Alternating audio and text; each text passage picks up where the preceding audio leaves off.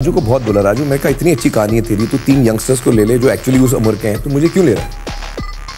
वो मेरे पीछे पड़ गया था। उसने बोला नहीं, आज बनाई थी मुन्ना भाई, उसने बनाई थी लगे रहो। मैं उसका बहुत बड़ा फैन था और मैं उसके साथ बहुत way more in the last 5 years than even in the last 20 years before that. It's maybe, I would say, easier to make films, or not easier, just very different and faster to make films. And you can... So even now, a lot of people ask me like, why are you taking time? And people tell me, I think you should do KGF 3. That's the only thing.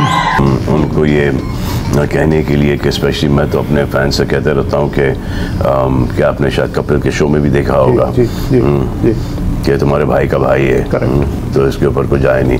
तो मेरे fan से चल रही है, बन रही है, फिरंगी फुरंगी जो भी हो रहा है तेरा। अभी थोड़ी देर में तू लॉन्ड्री भी करेगा, ड्राइविंग भी करेगा। अभी तू प्रोड्यूसर बना ना, जो तेरी ये शक्ल दिख रही है ना।